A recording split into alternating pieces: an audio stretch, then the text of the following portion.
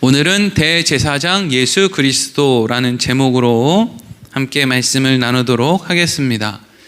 이제까지도 우리가 히브리서 말씀을 나누면서 이게 쉬운 말씀은 아니다라는 생각이 조금 있었겠지만, 또 오늘부터 이어지는 말씀도 그렇게 한번 듣고 쉽게 이해할 수 있는 그런 내용이 아닙니다. 이렇게 어렵게 써놨나 싶은 그런 말씀이기도 한데, 그렇기 때문에 우리가 성경을 볼 때 모든 성경을 우리가 다 이해할 수는 없잖아요. 그렇죠?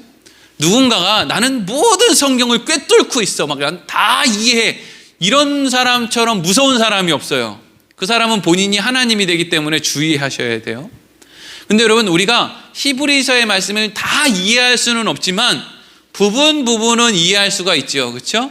그런데 그 부분의 말씀이 내가 잘 이해하고 있는지 이해하지 않고 있는지를 좀 확인해 가면서 읽기 위해서는 애초에 히브리서를 쓴 이 사람이 무슨 의도를 가지고 이 글을 썼는지를 알면, 모든 걸 다 알지는 못해도 그 부분이 이런 목적 때문에 이런 글을 쓴 거구나, 이렇게 우리가 받아들일 수는 있다는 것이죠. 그래서 다시 한번 히브리서의 기자가 히브리서 수신자들에게 히브리서를 쓴 목적을 먼저 좀 잠깐 설명을 드리도록 하겠습니다. 유대교를 믿었던 유대인들이 예수를 믿고 기독교인이 됐어요. 이 사람들은 유대교에서 자신들이 기다렸던 메시아가 예수 그리스도라는 것을 이제는 믿게 됐단 말이죠.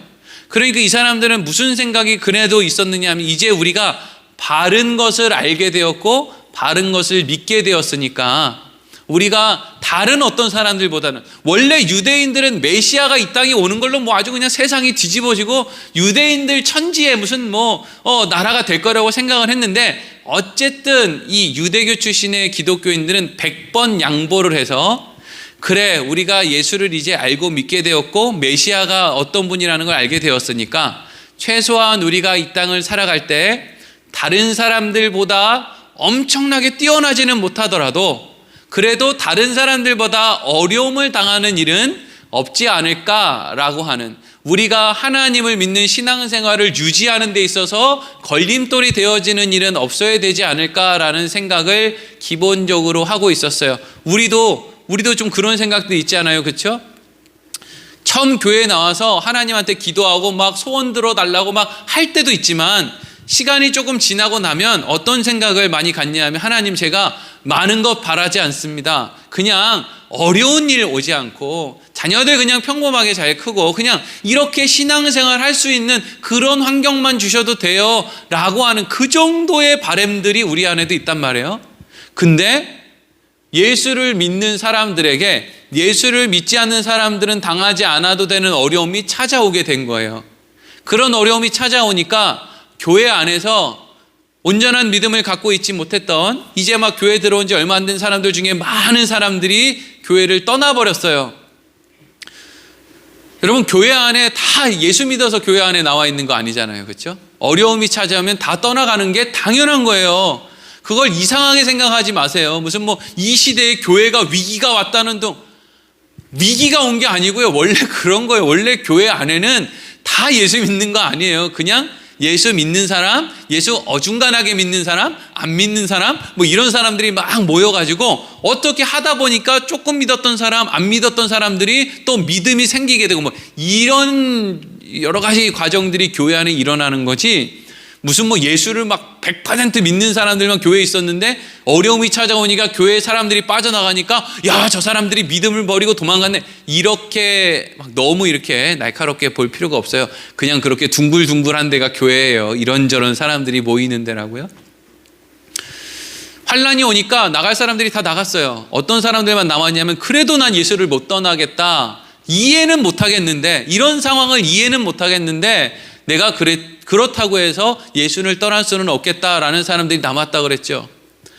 여러분, 오늘날에도 예수를 우리가 다 이해하고 하나님을 다 알고 그래서 경험이 많고 이래서 교회에 남아있는 게 아니고요.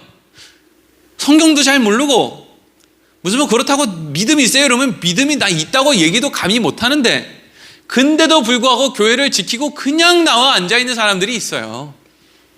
그 사람들은 왜 앉아있어요? 그냥 모르겠는데 그래도 떠나는 것보단 여기 있는 게 좋아요. 그래서 그냥 이러고 있는 거예요. 근데 이제 그 사람들은 마음에 이런 부담감은 있죠. 아, 내가 잘 믿고 있는 거 맞나? 이런 부담이 있다고요. 이게 이제 히브리서 수신자들도 마찬가지였어요. 어려움이 찾아오니까 내가 지금 똑바로 하고 있는 게 맞나? 내가 뭘 잘못해서 이런 어려움이 찾아온 거 아닌가? 그리스도인들이 해서는 안 되는데 가장 많이 하는 실수를 가지고 하는 생각 가운데 하나가 뭐냐면요, 좋지 않은 일이 일어났을 때 하나님이 나를 벌 주시는 거 아닌가라는 생각이에요. 하나님 여러분들 벌 주시지 않아요. 여러분들 하나하나 벌 주려고 마음 먹으면 이미 저와 여러분은 이 세상 사람이 아니에요. 다 뜻과 계획이 있어서 어려움이 생기는 것이지, 하나님이 어려움을 주는 것을 내가 뭔가를 잘못해서 그런 거라고 생각하기 시작하면은요, 이 세상은 그냥 내 스스로 아버지 없이 고아와 같이 살아가는 그런 모습에 나만 남게 되는 거예요. 그러니까 그런 생각을 가지시면 안 돼요. 그래서 그런 고민 가운데 있는 사람들에게 히브리서의 기자가 뭘 얘기하느냐? 너희들이 잘못 믿기 때문이 아니다. 너희들의 행동에 어떤 문제가 있기 때문에 너희들에게 환난이 찾아오는 것이 아니다. 하나님의 계획이 있어서 그렇다. 하나님이 너희들 안에 만들어내고 싶은 것이 있어서 그렇다. 그래서 너희에게 그런 일들이 일어나는 거니까 너희는 너희의 아버지 되시는 하나님이 하시는 일을 좀 믿어라, 신뢰해라, 이렇게 지금 권면하는 게 히브리서의 사실은 중심에 있는 내용이에요. 그래서 이 내용을 히브리서 기자가 어떤 식으로 표현했냐면 하나님의 안식으로 들어오라, 이렇게 이야기를 하는 거죠. 하나님의 안식은 하나님을 믿고 신뢰해라. 너의 인생에 일어나는 그 일을 너 마음대로 해석해서 지옥을 살지 말고 하나님을 믿어서 어떠한 일이든지 천국을 살아내는 믿음으로 바꿔라. 이게 히브리서 기자의 권면이에요. 그러니까 이런 눈을 가지고 히브리서에 나오는 말씀들을 볼 때, 아, 이건 뭔 내용인지 어려워서 몰라서 내가 지나가지만, 아, 요 다음 내용은, 아, 그래서 우리 보고 하나님 믿으라는 얘기구나. 아, 요 다음 얘기는 또 뭔 얘기인지 잘 모르겠는데 그 다음 얘기는 또, 아, 하나님 믿으라는 얘기구나. 요렇게 우리가 볼 수가 있게 된다는 거죠. 여러분, 우리가 하나님을 믿는다, 그리스도인들이 하나님을 믿는다라고 하는 말하고 세상의 사람들이 나는 신이 있는 것을 믿습니다라고 하는 고백하고는 달라요. 어떤 부분이 다르냐면요, 소위 신을 믿는다고 하는, 나는 신의 존재를 믿어라고 하는 사람들이 말하는 신은 이 우주가 얼마나 큰 줄 알아? 이 지구에 있는 자연 환경이 얼마나 놀라운 줄 알아? 사람 몸 안에 세포가 몇 개인 줄 아나? 사람 안에 있는 이 사랑이라는, 용서라고 하는, 헌신이라고 하는 감정이 얼마나 놀라운 줄 알아? 이런 것들이 어떻게 우연히 생겼겠어? 분명히 이런 것들을 만들어낼 수 있는 신이 있으니까 이런 것들이 생겨났겠지? 라고 하는 정도까지는 하나님, 그러니까 기독교가 말하는 하나님을 모르는 세상 사람들도 여기까지 간 사람들은 참으로 많아요. 그리고요, 대부분의 그리스도인들도 여기 정도까지 가서 멈춰 있는 경우가 상당히 많아요. 근데 그건 우리가 그리스도인이라고 할 수 없는 거예요.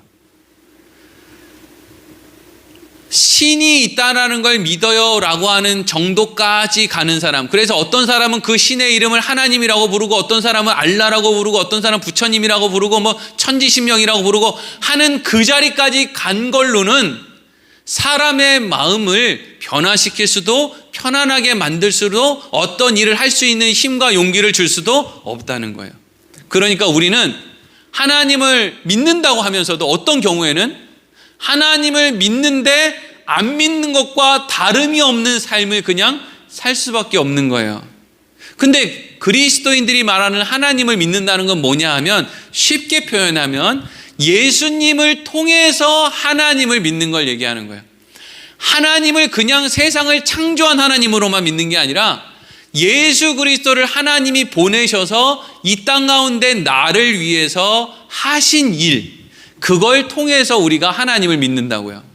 그러니까 우리에게 있어서 하나님은 어떤 분이냐면요, 하나님의 독생자 예수를 나를 위해서 이 땅에 인간으로 보내신 분, 죽이신 분, 또 나를 위해 살리신 분, 이런 분이 하나님이란 말이에요. 그러니까 그리스도인들이 하나님을 믿는다고 할 때 그 믿음 안에는 신뢰한다 라고 하는 의미가 담겨 있어요. 그냥 신을 믿는 사람들은 신이 있다는 걸 믿는다고 말은 하지만 그 신을 신뢰하지는 않죠. 그냥 우연히 만들어졌다고 하기에는 조금 뭐하니까, 우연히 만들어졌다고 하기보다는 신이 만들었다고 하는 게 더 매끄러우니까 신이 있다고 믿는 거예요. 하지만 그건 믿는 건 아니죠. 그 믿음의 차이를 아셔야 돼요. 하나님을 믿는다는 게 단지 하나님이라는 신이 있어라는 걸 믿는 건지, 아니면 그분이 나와 관계가 있어서 나는 그분을 신뢰해도 돼라고 하는 데까지 간 건지, 이게 차이라고요. 그리스도인들은 하나님을 신뢰하는 자들이에요. 그러면 여러분, 하나님을 신뢰하는 것이 쉬울까요? 어려울까요? 어려워요. 여러분, 교회 나와서 목사들, 이 설교자들이 설교를 이렇게 할 때 여러분들 막 기도 많이 하세요, 전도 많이 하세요, 헌신하세요. 사실 이런 말 할 필요가 없어요. 왜냐하면 우리는 하나님을 믿을 실력도 없는데 무슨 전도하세요, 기도하세요, 헌신이라는 말을 인간한테 어떻게 될 수 있어요? 나는 헌신, 누가 헌신을 하죠? 인간 안에 무슨 헌신의 감정이 있나요? 헌신이 뭔지를 우리는 몰라요. 헌신이 뭐예요? 내 이름 내기 위해서 잠깐 양보하는 그 헌신? 그런 건 하죠. 그런 건 헌신이라고 하지 않고요, 위선이라고 해요. 우리가 잘하는 건 위선이죠. 헌신은 뭐예요? 죄인을 위해서 죽는 게 헌신이죠. 까닭 없이 하는 게 헌신이에요. 내 이름 내려고 하는 게 헌신이 아니고요. 근데 우리는 교회에서 나 좋은 사람들한테 밥 한 그릇씩 쭉 사주고 헌신했다 그래요. 그건 예수 안 믿는 사람들도 다 하는 일이에요. 돈 자랑, 그거 다 한다고요. 헌신은 인간에게 붙을 수 있는 단어가 아니에요. 근데 우리 인생 가운데 하나님이 헌신을 만들어내요. 어떻게 만들어내요? 우리가 하나님을 믿고 신뢰할수록 우리 안에 우리가 만들어낼 수 없는 감정들이 막 나오는 거예요. 원래 인간은 못 참는데 하나님을 알고 믿고 신뢰하게 되면 참을 수 있어요. 그건 우리가 만들어낸 게 아니라 하나님이 우리를 통해서 만들어낸 거죠. 그래서 히브리서의 기자는 지금 히브리서 수신자들에게 뭘 하고 있느냐 하면, 예수님이 이 땅에 오셔서 어떤 일을 하셨는지를 요목조목 설명해 주고 있어요. 그러니까 사실 교회 와서 여러분들이 들어야 되는 것은요, 여러분들은 안다고 하지만 몰라요. 저도 안다고 하지만 몰라요. 왜냐하면 처음 들었기 때문이 아니고요, 안 남아 있어요. 우리가 들어도 머릿속에 안 남아 있어요. 희한하게 안 남아 있어요. 금방 잊어버려요. 들으면 새로운 말씀인 것 같아요. 근데 알고 보면 이미 들었어요. 어떻게 이걸 안 들었다고 할 수 있습니까? 그런데 오늘 제가 얘기하는 걸 또 듣잖아요. 그러면 또 여러분들은 목사님, 오늘 목사님이 한 이야기가 처음 듣는 얘기 같았어요 라고 이야기할 수밖에 없어요. 그게 우리의 연약함이에요. 그래서 우리는 설교자를 통해서 매 주일마다 혹은 수요일이든 언제든지 모이면 무슨 말씀을 계속해서 듣느냐 하면, 하나님이 우리에게 하신 일이 무엇인가, 그래서 우리는 하나님을 믿을 수밖에 없어, 이걸 계속 반복하는 거예요. 무슨 이야기인지 아시겠죠? 그래서 성경이 쓰여진 거예요. 성경의 기록 목적은 우리 전도시켜가지고 이 세상에 있는 지금 70억 인구를 다 하나님 있게 만드는 일을 우리 보고 하라고 이 책이 써 있는 게 아니에요. 이 책을 보고 70억 인구가 다 예수 믿겠습니까? 우리 힘으로? 안 되는 거예요. 이 책은요, 기록된 목적이 뭐냐면 나예요. 나 어떻게 하라고요? 나 목사인 배삼열, 너가 하나님을 믿어야 되겠기에. 저는 하나님 믿는데요. 아니요. 우리는 안 믿어요, 하나님을. 하나님을 신뢰한다? 아니에요. 하나님 신뢰 안 해요. 여러분, 목사들 모여서 회의하는 데 가보세요. 거기 하나님 없어요. 다 자존심만 남았어요.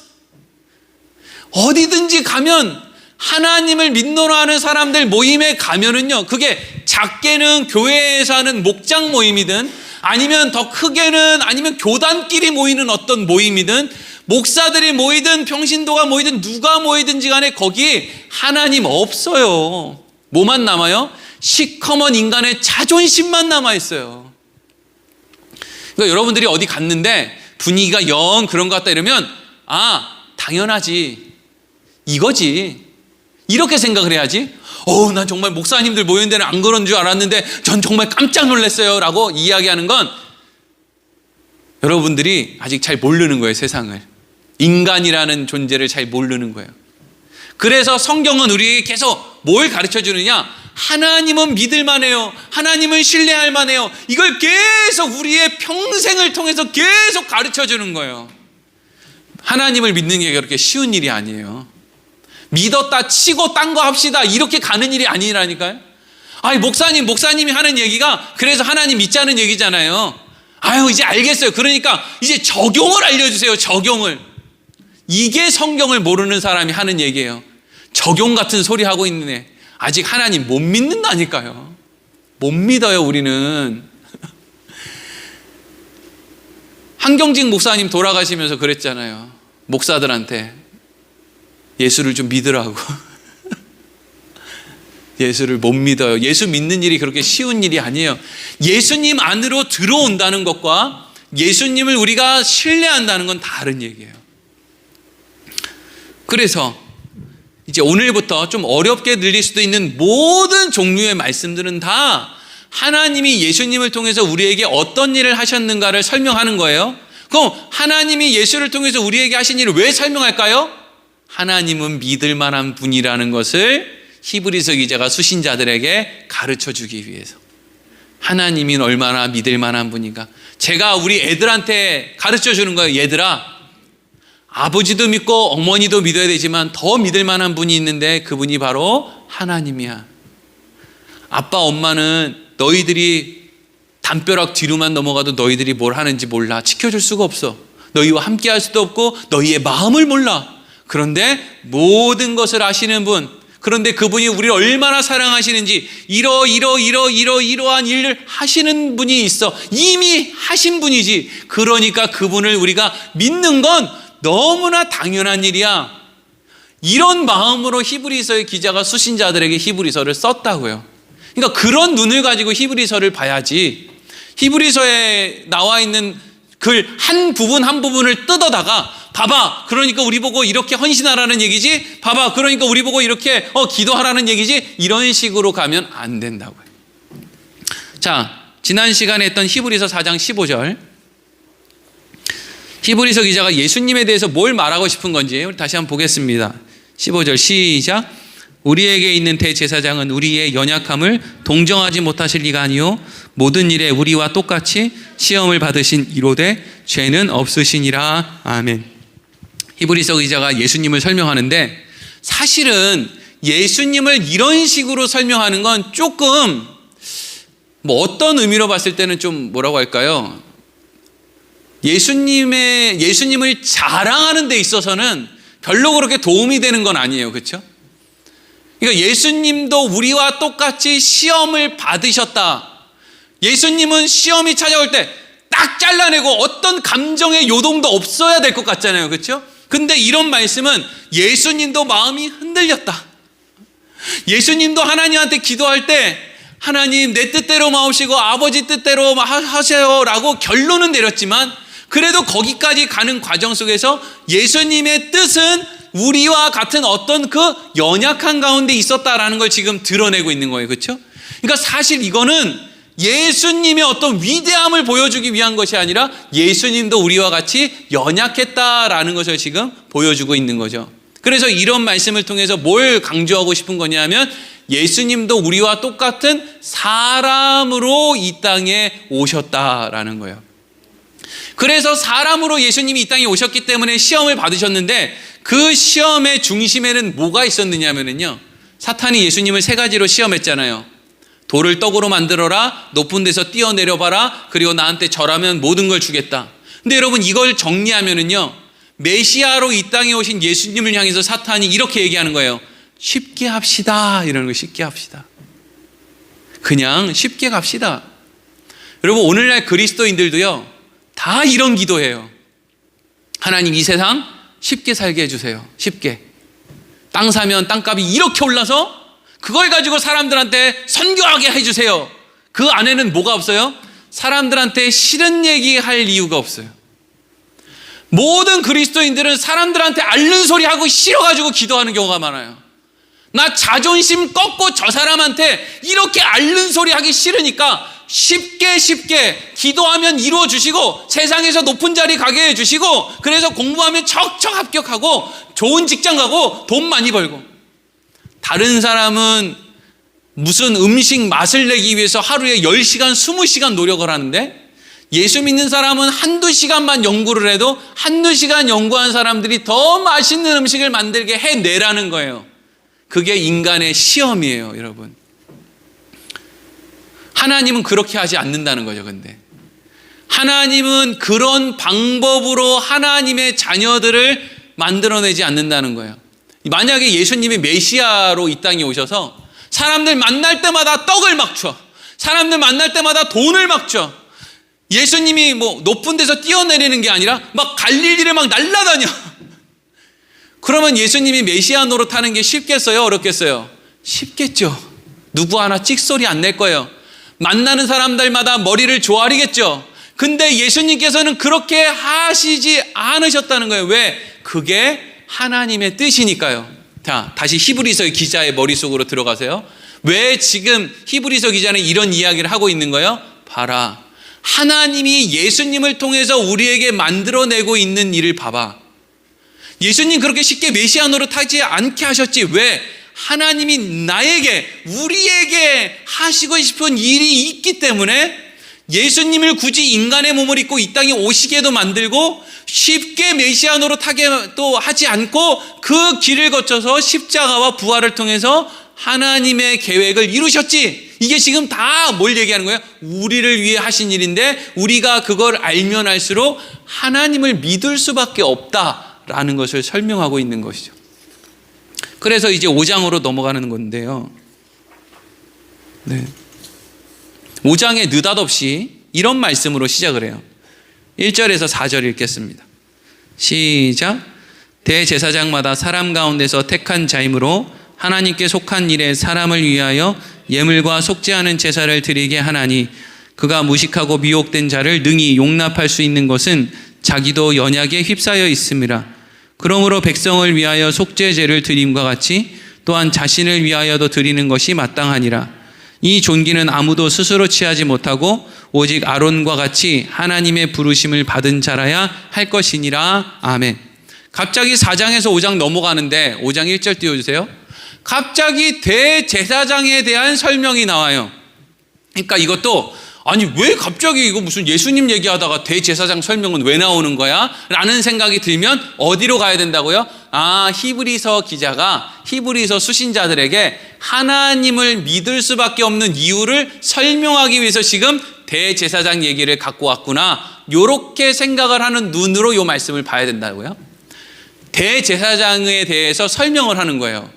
참 이상해요. 뭐가 이상하냐면 이 시대에 이 히브리서 이 대제사장의 설명을 듣고 있는 사람들은 유대인들이잖아요. 그러니까 유대인들은 대제사장이 어떤 역할을 하는지 잘 알아야 될 것 같은데 이 사람들에게 굳이 이것을 다시금 반복해서 설명하고 있는 것을 볼 수 있어요.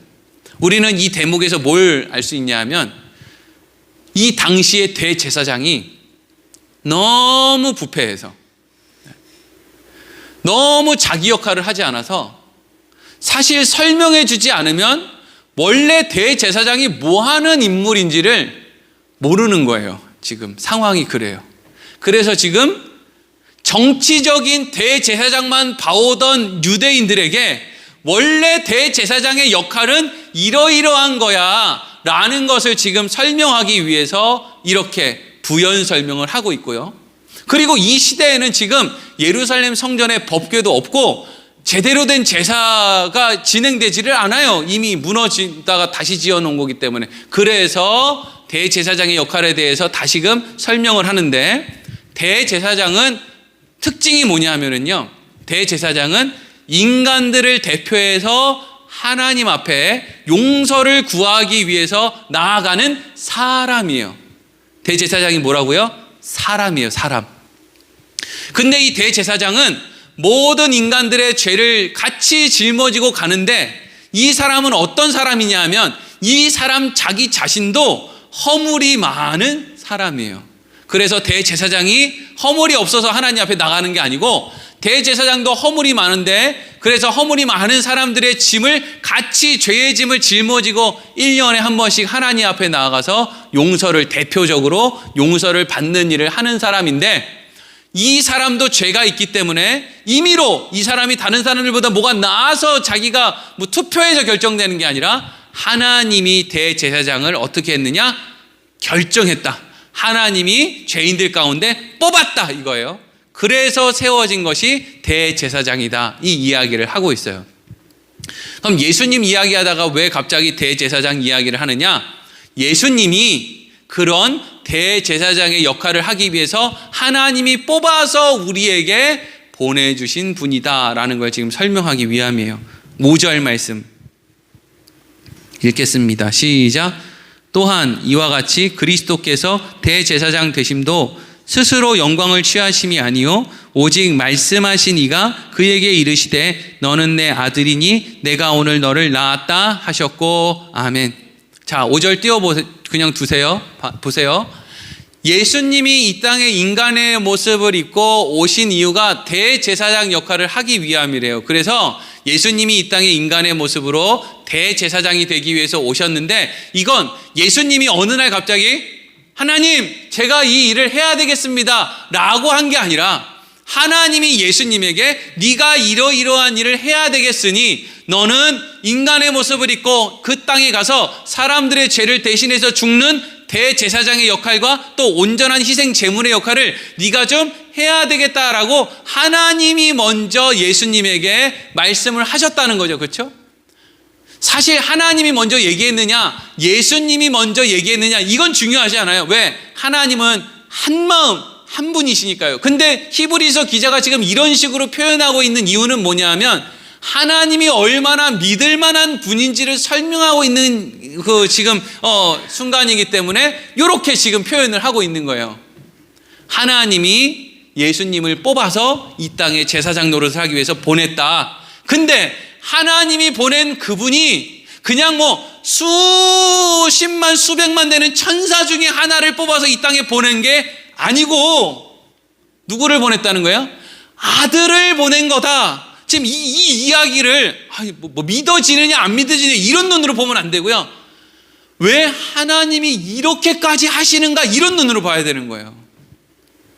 왜 다른 방법이 아니라 하나님은 다른 천사를 보낼 수도 있고 뭐 다른 어떤 아니면 그냥 피조물들 다 없애버리고 새로 만들 수도 있는데 왜 하나님은 자기의 독생자 아들을 하나님이 직접 선택해서 대제사장은 하나님이 선택한다 그랬죠.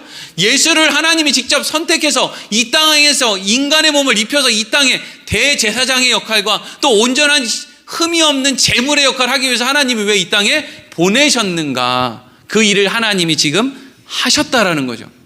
그러니까 이런 일을 하신 하나님을 우리는 믿을 수밖에 없다는 이야기를 지금 계속 반복해서 하고 있는 거예요.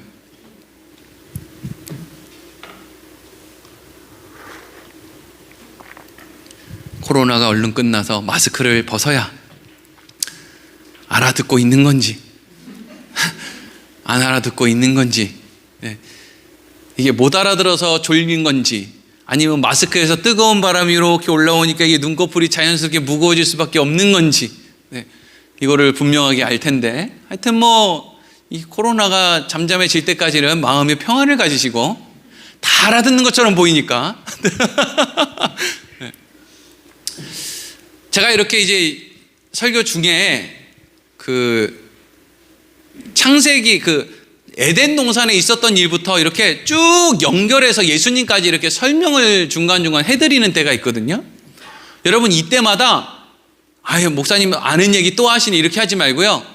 정리를 왜냐하면 저도 여러분들한테 처음 설명 드릴 때하고 두 번째 설명 드릴 때하고 세 번째 설명 드릴 때하고 이렇게 저도 나이를 먹고 책을 보고 연구를 하고 생각을 하고 하기 때문에 그 사이사이에 또 첨가되는 게 있고 좀 더 깊이 알아지는 내용이 있으니까 여러분들도 이제 한번 성경이 어떤 내용인지 정리할 때 다시 한번 처음 듣는 얘기로 하고 한번 들어보세요. 하나님이 이 세상을 만들었는데 6일 동안 만드시고 마지막 날에 인간을 만들었어요. 아담, 인간의 대표를 만든 거예요. 아담이라고 하는 다른 사람을 만든 게 아니라 아담이라 불리우는 나를 만들었다고 생각해도 과언이 아니에요. 같은 뜻이에요. 하나님이 아담을 만들어 놓고 이 세상의 모든 것을 맡기셨어요. 생육, 번성, 충만, 다스림 이런 걸 하나님이 아담에게 맡기셨어요. 그리고 나서 7일째 하나님은 안식하셨어요. 이걸 제가 어떻게 설명드렸죠? 하나님이 아담에게 맡기셨고 하나님이 7일째 되는 날 안식하셨다는 걸 이제 아담을 신뢰했다, 믿어주었다라고 했죠. 그런데 아담은 연약해. 뭐가 연약하냐면요, 하나님이 나와 함께하는 게 얼마나 좋은 건지를 잘 몰라요. 그게 연약한 거예요. 우리 자녀들이 연약한 게 아버지 어머니의 마음을 잘 몰라요. 그게 연약한 거죠. 철이 드는 게 뭐예요? 아버지의 마음을 이제 아는 거죠. 철이 드는 거죠. 아담이 아직 뭘 잘 몰라요. 그러니까 하나님이 나와 함께 계시면 모든 것 가운데 가장 좋은 환경으로 나는 나아갈 수 있어. 이런 어떤 믿음, 여기까지 다다르지 못하고 가장 쉬운, 이게 쉬운 방법이죠. 가장 쉬운 선택을 하게 됐는데 그게 뭐냐면 선악과를 따먹어서 하나님의 능력을 내가 가지면 뭐 다 해결되는 거 아니냐라는 식의 생각을 하게 됐죠. 근데 그건 마귀의 거짓말이었어요. 그게 진짜가 아니었다고요. 거짓말이었다고요. 마귀는 거짓말을 해요. 마귀에게 능력이 있지 않아요? 막 오늘날 많은 사람들이 무슨 마귀가 이 땅에 무슨 공중권세 잡은 것이 마귀니까 막 머리를 뻥이에요. 공중권세 잡은 거, 그게 마귀의 어떤 힘이 돼서 우리한테 돈을 줄 수도 있고 안 줄 수도 있고 뭐 증권을 오르게도 할 수 있고 내리게도 전부 거짓말이에요. 마귀는 지금 이미 끝났어요. 마귀의 졸개들만 잔당으로 남아서 돌아다니지 실질적으로 핵심 인물인 아주 나쁜 그 마귀의 핵심은 예수님이 십자가에서 죽으실 때 이미 끝났어요. 어디까지 가는 거야? 다시 에덴 동산으로 돌아가서. 그래서 아담이 선악과를 먹는 순간 어떤 일이 일어났냐면요, 하나님과 아담이 이전에는 연결되어 있었어요. 선악과 때문에 연결되어 있었다라고 하는 것은 너무나 이해하기가 쉽지 않은 내용이에요. 하나님이 우리에게 뭔가를 하지 말라고 하는 그 말씀 때문에 우리가 하나님과 연결되어 있었다는 거죠. 근데 우리는 그게 필요 없습니다라고 했을 때 영원하신 하나님과 유한한 피조물인 아담이 끊어져 버리게 됐어요. 선악과를 먹음으로 아담과 하나님이 끊어졌어요. 그러니까 아담은 그 상태 그대로 유한하게 됐고 하나님은 그 상태 그대로 영원하게 됐어요. 원래는 하나님의 영원함 가운데 아담이 들러붙어서 얘는 피조물인데도 불구하고 하나님 때문에 같이 영원했었는데 아담이 하나님으로부터 떨어져 버리니까 아담이 유한한 존재가 됐단 말이죠. 그래서 정령 죽으리라가 된 거예요. 육신의 죽음과 함께 영원한 죽음, 하나님과 함께 하지 못하는 죽음을 이야기한 거죠. 그러면 하나님 입장에서 제일 쉬운 건 뭐냐면요, 범죄한 아담을 죽이고 다른 아담을 자식 진흙으로 빚어서 거기에 생명을 넣고 하면 제일 쉬워요. 그게 사람 고쳐서 씁니까? 다시 만드는 게 빠르지? 네? 여러분, 사람 고쳐요, 만들어요, 어떻게 해요? 만들 수도 없고 이거 고칠 수도 없고 사람 답이 없죠. 근데 하나님은 답이 있죠. 왜? 만들 수 있으니까. 사람 그거 고쳐서 씁니까? 근데 하나님은 고쳐서 쓰겠다는 거예요. 이게 기가 막힌 일이거든요. 이런 걸 볼 때 우리는 하나님을 믿는 거예요. 그래서 하나님이 어떤 방법을 주셨느냐? 우리가 이런 원죄라는 말이 있어요. 원죄. 그래서 사람이 태어날 때 원죄를 갖고 태어난다, 이런 이야기를 하거든요. 사람이 태어날 때 갖고 태어나는 이 원죄라는 거는요, 태어나면서부터 우리는 사람을 찔러 죽일 수밖에 없어, 도둑질할 수밖에 없어, 거짓말할 수밖에 없어, 이런 얘기를 하는 게 아니에요. 사람이 태어날 때 원죄를 갖고 태어난다는 건요, 사람은 하나님과 단절된 상태로 태어난다라는 걸 의미하는 거예요. 이걸 똑바로 얘기를 못하니까 하나님 이거 교회 안 다니는 사람들이 원죄가 뭐야? 나 태어날 때부터 죄 졌다고? 내가 무슨 죄 졌는데? 이러고 이제 이게 무슨 감정이고 하여튼 반발심을 갖는데, 여기에서 원죄는요, 제일 중요한 건 하나님을 아느냐 모르느냐가 원죄의 차이예요. 그러니까 사람이 태어날 때 원죄를 가지고 태어난다는 건 하나님과 단절된 상태로 태어난다고요. 그럴 수밖에 없죠. 이미 아담 때 하나님이로부터 단절됐는데 그 다음에 태어나는 애들이 그때부터는 다시 하나님이랑 다시 연결되는 삶을 살 수 없잖아요. 이미 단절이 됐으니까. 그래서 그게 원죄예요. 하나님으로부터 단절됐기 때문에 사람을 죽이기도 하고 뭐 거짓말을 하기도 하고 도둑질을 하기도 하고 하는 거지, 핵심은 태어날 때부터 하나님이랑 단절됐다고요. 그러니까 단절된 인간들은 어떻게 할 수밖에 없어요? 죽을 수밖에 없죠. 육신도 죽고 영도 죽고, 그거예요.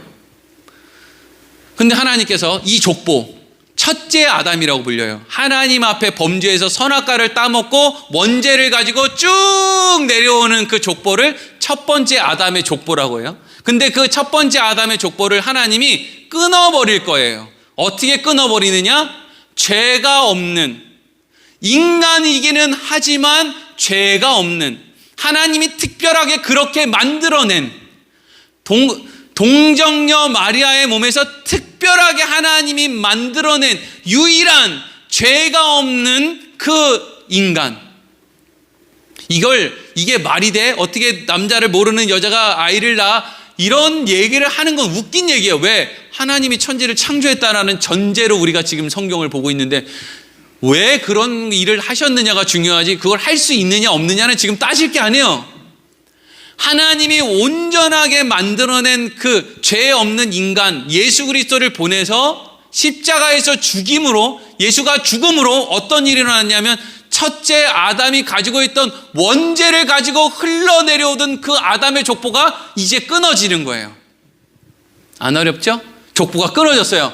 할렐루야! 족보가 끊어졌습니다. 이제 원죄 없이 살아갑니다. 근데 이제 여기서 한 가지 더 이해해야 되는 건, 그러면 그 다음부터 태어나는 아이들은, 예수님 이후로 태어나는 사람들은 전부 그런 원죄가 없이 태어나느냐? 아니요. 이게 중요한 거예요. 그래서 성경에 예수님이 니고데모에게 뭘 이야기했냐면 거듭남을 이야기했어요. 거듭남. 태어나는 거는 예수님이 십자가에서 죽으신 이후에도 태어나는 모든 사람들은 다 원죄를 가지고 태어나요. 근데 그 가운데 태어난 이후에, 원죄를 가지고 태어난 이후에 거듭나게 되는 사람이 있어요. 이 거듭나게 된 사람은 하나님의 영, 성령이 그들에게 임해서 예수를 알고 믿게 되는 것으로 거듭남의 현상이 나타나요. 그래서 거듭나게 된 사람은 이제 원죄가 없어져요. 이해가 잘 되십니까? 그러니까 그 사람들은 이제 하나님을 믿을 수 있죠. 원죄가 없으니까 이제 하나님이랑 연결될 수 있는 거예요. 그래서 하나님이랑 연결된 이들이 천국에 가는 거예요. 떨어질 수 없으니까. 그래서 계속 예수님은 너희가 포도나무에 가지다, 너희가 포도나무에 붙어 있으면 열매를 맺는다, 이런 이야기를 하죠. 이 열매라는 게 뭐예요? 영생의 열매죠. 우리는 하나님이 뭔가를 준다 그러면 다 뭐 돈, 이 땅의 건강, 이런 진짜 좋은 거랑 연결을 안 시켜. 진짜 좋은 게 뭐예요? 영생, 하나님과 함께 하는 거, 이런 게 진짜 좋은 거잖아요. 자, 여기까지 이제 쭉 설명을 해드렸죠. 자, 이걸 통해서 지금 이러한 것들을 통해서 히브리서 기자가 얘기하는 거예요. 그래서 첫째 아담의 계보를 끊기 위해서 예수님이 이 땅에 완전한 사람으로 오셨다. 완전한 사람으로 예수님이 오셨기 때문에 시험도 받으셨고 고통도 당하셨고 울기도 하셨고 제자들 때문에 고통도 받으셨고 아프셨고 배고프셔가지고 무화과를 따먹으러도 가셨고, 이런 얘기를 쭉 하는 거예요. 그러면서 지금 히브리서 기자가 하고 싶은 얘기는 뭐냐면, 하나님이 왜 그런 방법을 거쳐서 우리를 살리기 위한 일을 하셨느냐? 하나님은 공의로우신 하나님이기 때문이다라는 거예요. 이게 왜 중요하냐면, 인간은 힘을 가지면요 자기 감정대로 해요. 이게 사람을 불안하게 만드는 거거든요. 어제까지는 왕이 자기 오른팔을 보면서 넌 눈빛이 살아있어, 너는 어떤 일이 있어도 나한테 충신이 될 것 같아, 나는 너를 내 오른팔로 삼겠다, 이래놓고 다음날 뭔가 왕이 컨디션이 안 좋으면 아침에 나와서 눈 똑바로 안 떠? 그런 식으로 눈 뜰 거야? 아니 어제는 눈빛이 살아있어서 충신이라며. 근데 오늘은 눈 똑바로 안 떠? 저놈을 참수하라 이래요. 그래놓고 또 그 다음날 어떻게 해요? 후회해요. 나에게 충신은 저 사람밖에 없었는데 내가 어제 죽였네. 그런데 죽였는데 뭐 어때요? 이제는 땡이지. 근데 하나님은 그렇게 감정에 따라서 아담과 하와 살려줘. 네 알겠습니다 이래놓고 어느 날 또 기분, 저것도 옛날에 죽였어야 되는데 저것도 죽였다가 아니야 또 죽이니까 좀 아깝지, 다시 살려줘. 살려 죽여. 이렇게 한다고요 안 한다고요? 하나님은 그렇게 안 하신다고요. 인간은 그렇게 해요. 하나님은 안 해요. 그런데 그 하나님이 인간이 저지른 죄를 무엇으로 회복시켰느냐? 하나님의 아들을 십자가에 죽이는 걸로 회복시켰어요. 그러니까 이건 무엇을 의미하느냐? 하나님이 내가 너를 이렇게까지 해서 살렸는데 너 지금 이렇게밖에 못 살아? 안 되겠어. 너 구원 취소야. 라고 할 수 없는 방법으로, 구원을 다시 취소할 수 없는 방법으로 우리에게 구원을 허락했다는 거예요. 방법을 왜 그렇게 하셨느냐를 아는 게 중요하다니까요. 사람들은 자꾸 그게 가능해? 자꾸 그리로 가는데, 가능하지. 전능한 하나님이잖아. 우주를 만드신 하나님이란 전제를 가지고 지금 이야기를 하는 거잖아요. 근데 그렇게 전능하신 하나님이 왜 그런 방법으로 하셨을까? 나를 위해서 그런 방법으로 하셨구나. 하나님이 얼마나 믿을 만한 분이신지를 하나님이 한 일을 통해서 알려주시기 위해서 그런 방법으로 하신 거구나. 이걸 계속 설명해 주고 있는 거라고요. 그러니까 이 설명의 핵심은 뭐예요? 하나님 믿어라는 거죠. 하나님 신뢰해도 된다는 거잖아요. 너 죽어도 안 죽는다는 거죠. 걱정하지 말라는 거죠. 걱정이 되고 의심이 되면 하나님이 너를 위해서 어떤 일까지 하셨는지를 생각해 보라는 거죠. 그리고 또 하나 더 있어요. 오늘 6절에서 10절까지 말씀 읽겠습니다. 시작. 또한 이와 같이 다른 데서 말씀하시되 내가 영원히 멜기세덱의 반차를 따르는 제사장이라 하셨으니 그는 육체에 계실 때 자기를 죽음에서 능히 구원하실 이에게 심한 통곡과 눈물로 간구와 소원을 올리셨고 그의 경건하심으로 말미암아 들으심을 얻었느니라. 그가 아들이시면서도 받으신 고난으로 순종함을 배워서 온전하게 되셨은즉 자기에게 순종하는 모든 자에게 영원한 구원의 근원이 되시고 하나님께 멜기세덱의 반차를 따른 대제사장이라 칭함을 받으셨느니라. 아멘.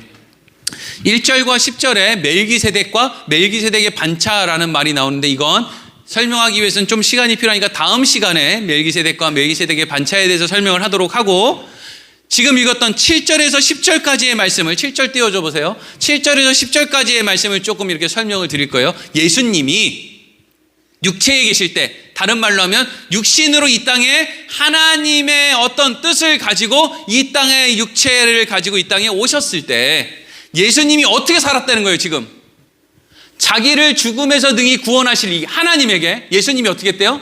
심한 통곡과 눈물과 간구와 소원을 올렸다 이거예요. 누가 예수 믿으면 만사형통이래요. 헛소리.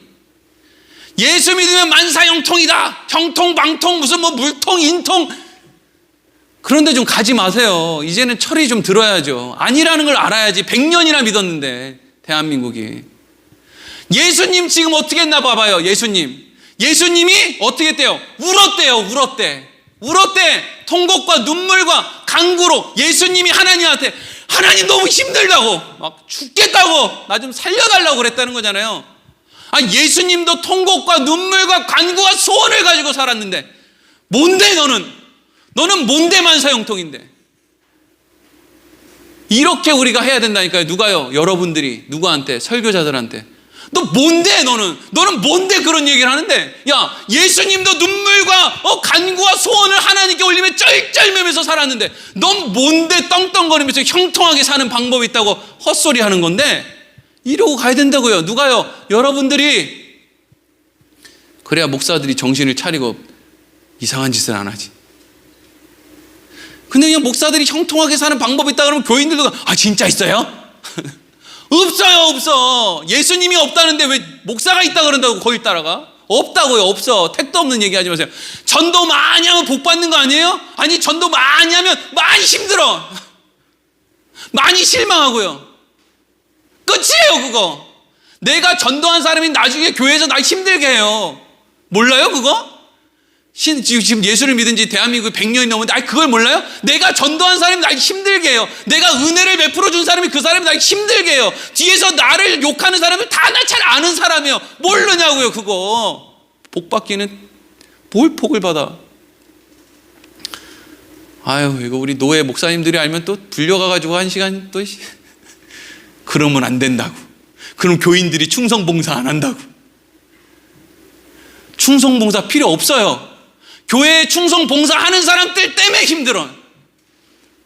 충성봉사 안 하는 사람들은 교회 오면 맨날 천사 같아. 충성봉사 한다는 사람들 교회 오면 맨날 무슨 마귀 같아. 무서워 죽겠어. 충성봉사 좀 제발 하지 마세요. 그냥 충성봉사 하지 말고 우리 그냥 천사로 살아요. 저도 여러분들한테 대단한 거 바라지 않을 테니까 여러분들 저한테 대단한 거 바라지 마세요. 우리 그냥 예수 믿는 천사들도 살자고요. 서로 뭔가 대단한 걸 요구해서 둘이 양쪽으로 쌍심지를 키고 네가 막이냐 내가 막이냐 이거 안 하고 살잔 말이에요. 하나님이 하시겠지. 여러분, 예수님도 그랬대요. 울며 통곡하며. 예수님이 통곡했다는 거예요. 너무 힘들어서 간구하며 소원을 빌며. 그랬더니 예수님의 그 경건하심으로 하나님의 음성을 들은 거예요. 힘내라고. 쉬운 길로 가면 안 된다고. 너가 쉬운 길로 가서 그걸로 메시아를 하면 정말 살아야 되는 사람들이 그걸 통해서 살 수 없다고. 하나님을 믿는 디딤돌이 될 수 없다고. 그래서 예수님이 똑같이 우리와 같이 울고 통곡하고 간구하고 그렇게 외롭고 쓸쓸하고 절망스럽고 그렇게 살아요. 예수님도 겁나요. 여러분, 예수님은 예수님이니까 십자가 지기 전에 사람들 그래요. 예수님은 육체의 고통은 별로 무섭지도 않으셨을 거야. 하나님과의 단절의 고통에 그 두려워 떠셨을 거지. 하나님과의 단절의 고통도 무서운데요, 다음날 내 손가락 하나 자른다는 것도 겁나요. 겁 안 나요? 여러분, 내일 아침에 일어나면 누가 밤에 찾아와가지고 여러분 엄지발톱을 뽑아갈 거다. 겁 안 나요? 잠이 오겠어요 지금? 십자가를 져야 된다고요. 예수님이 울었어요. 너무 무섭다고 겁난다고 이거 안 하면 안 되냐고. 근데 예수님이 그렇게 하나님께 간구를 했을 때 하나님이 뭔가 말씀을 했는데 그게 뭐냐? 8절 보세요. 8절. 결론은 하나님이 어떻게 하라는 거예요? 예수님한테. 8절 같이 읽어보겠습니다. 시작. 그가 아들이시면서도 받으신 고난으로 순종함을 배워서. 고난 좀 피해가게 해달랬더니 하나님이 고난을 그냥 퍼붓는 거예요, 예수님에게. 그런데 그렇게 하고 나니까 예수님이 뭘 알게 됐어요? 순종을 배우게 됐대요. 그리고 9절에도 순종함을 배워서 온전하게 되었는데, 이건 예수님에게만 일어나는 게 아니라 우리도 자기에게 순종하는 모든 자에게 영원한 구원의 근원이 되시고 라고 이야기하고 있어요. 여러분, 이 얘기를 재미있고 쉽게 이해되는 내용으로 제가 지금 설명을 드리도록 하겠습니다. 지금 우리 집에서 이거 방송을 아이들이 보고 있는지 모르겠는데, 하여튼 제가 하는 이 이야기를 듣고 우리 둘째 아들한테 가가지고 너 진짜 그렇게 했어? 이렇게 묻지 마세요. 네. 그러면 걔 오늘부터 사춘기 시작합니다. 네. 우리 둘째 아들이 지금 3학년인데 3학년쯤 되면 남자아이들은요 진짜 유치한 걸로 좀 허세를 잘 부려요. 그러니까 여러분들도 좀 그런 허세를 학교 다닐 때 부렸는지 모르겠는데, 우리 둘째가 그 학교 스쿨버스를 이렇게 타면서 어떤 그 형한테, 이제 스쿨버스 타면서 맨날 보던 형한테 허세를 부리는 거예요. 형, 우리 집에 시베리안 호랑이 있어. 시베리안 호랑이가 시베리아에 살아야지 왜 부여에 사냐고요. 부여 호랑이지 그러면. 그러니까 그 이야기를 들은 그 형이 그 말을 한 번에, 그래? 너네 집에 시베리아 호랑이 있어? 진짜 좋겠다 이렇게 했을까요? 아니면 거짓말하고 있네 이렇게 했을까요? 거짓말하고 있네. 야, 시베리아 호랑이를 집에서 어떻게 키우냐? 그래가지고 이제 막 그냥 뭐라고 해야지, 이거 막 그냥 논쟁이 오간 거예요. 아니야, 우리 집에 시베리안 호랑이 있어. 야, 시베리안 호랑이가 부여에 어떻게 했어? 아니야, 우리 집에 있는 이런 철장에, 우리 집에 있는 철장에 지금 강아지도 다 도망가가지고 한 마리도 없어요. 그러다가 이 형이 자기 핸드폰을 주면서, 그러면 니네 아빠한테, 엄마한테 전화해봐. 그러니까 얘가 하도 말이 안 되니까 저한테 전화해가지고 이게 확인을 받고 싶은 거예요. 아저씨, 뭐 이런 거죠. 아저씨 집에 진짜 시베리아 호랑이 있어요? 이렇게 하고 싶은 거죠. 전화를 제가 받았어요. 승유가 전화를 했어요. 저한테 그러는 거예요. 아빠, 이미 뭔가, 왜? 아빠가 뭔 얘기 할지, 시베리아 호랑이 없다고 할 거 뻔하잖아요. 집에 호랑이 키우는 집이 어디 있어? 근데 형한테는 지금 큰 소리 빵빵 쳐놨잖아요. 그러니까 이게 지금 아빠가 전화를 받아도 문제, 안 받아도 문제, 뭐라고 대답을 해도 문제, 이게 지금 여러 가지 문제가 걸리니까 얘가 이제 걱정이 되니까 울기 시작하는 거예요. 아빠, 우리 집에 시베리아 호랑이 있죠? 이러는 거예요. 갑자기 제가 점심 먹다 말고 전화를 받았는데 갑자기 저한테 시베리아 호랑이가 우리 집에 있냐고 그러니까, 시베리아 호랑이가 왜 있어? 저는 나름대로 얘가 지금 어떤 학교 폭력의 한 중심에서 형들이 얘를 둘러싸고 있는데 얘가 지금 뭔가 자기 위험을 나한테 알리기 위해서 신호를 주는 건가? 별 생각을 다 하는 거죠. 그래서 울고불고 우리 집에 호랑이가 어딨어 막 이랬더니 얘가 그냥 대충 알겠어요 이러고 그냥 끊었어요. 뭐 알긴 뭘 알아. 걱정이 되니까 이제 학교에 가봤죠. 가니까 이제 스쿨버스들이 이렇게 이제 줄을 서 있어요. 이제 출발하려고. 우리 애가 어디 몇 호 차에 타 있는지 이렇게 보고 이래서 1호 차에 딱 들어갔어. 그러고서 봤는데 걔가 우리 애랑 그 형이랑 맨 앞에 앉아가지고 이렇게 같이 핸드폰을 쳐다보고 있는 거예요. 그러니까 이제 이걸 다 정리하고 나니까 이제 우리 애랑 그 이야기를 한 걔가 되게 착하네요. 알고 보니까.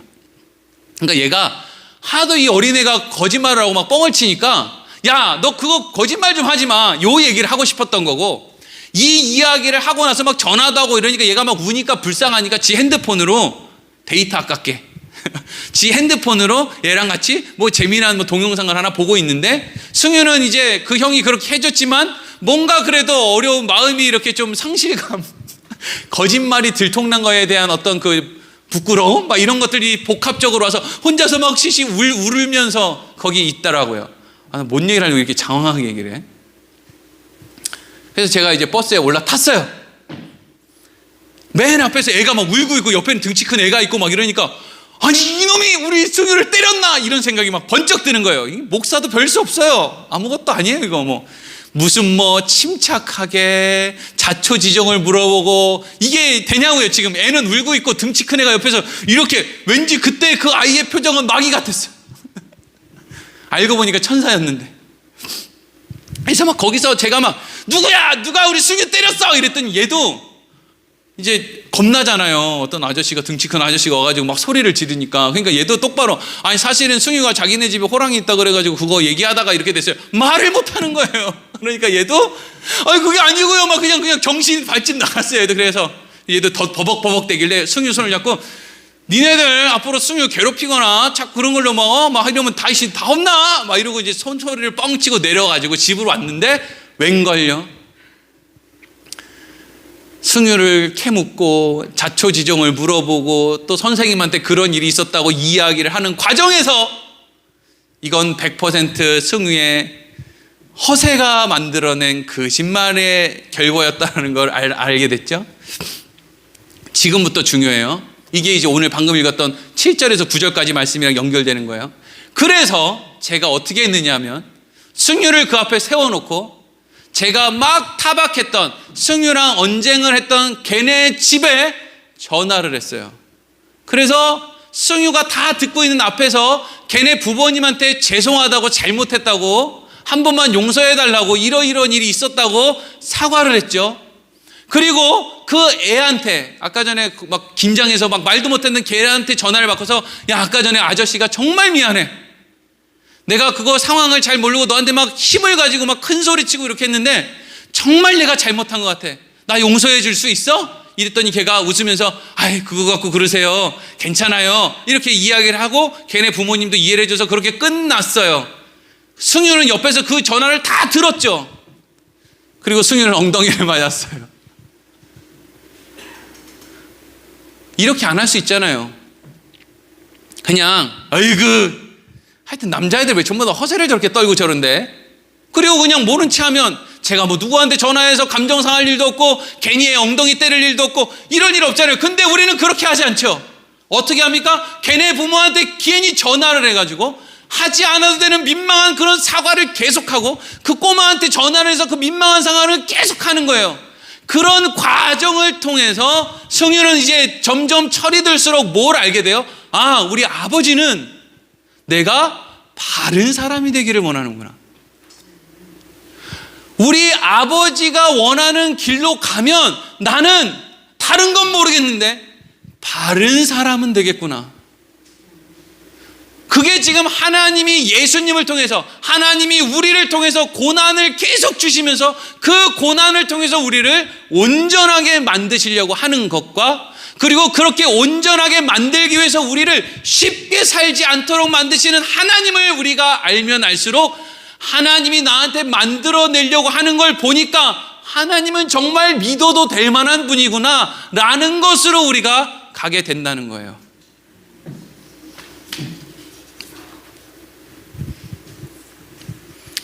여러분, 우리는 인생을 통해서 하나님을 믿어요.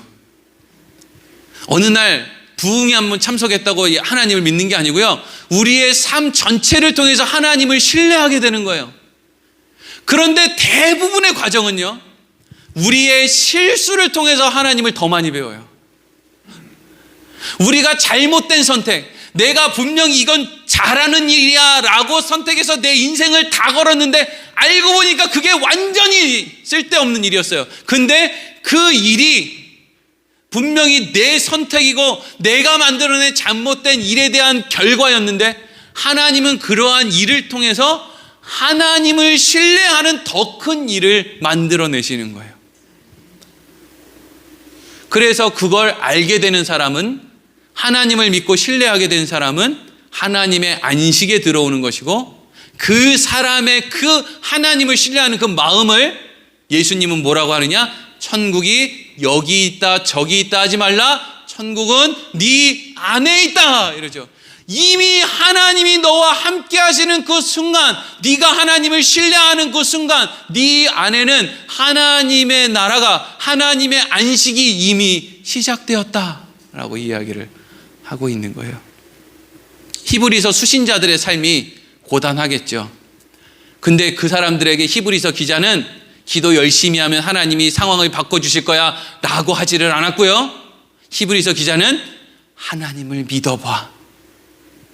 눈앞에 있는 상황 때문에 하나님 의심하면 그 마음이 이미 지옥이야.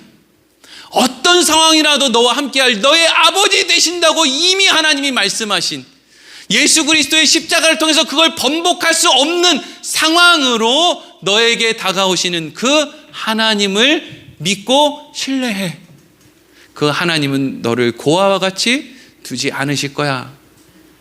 이게 히브리서 기자가 히브리서를 통해서 하고 싶은 메시지라는 것이죠. 기도하겠습니다. 하나님, 우리의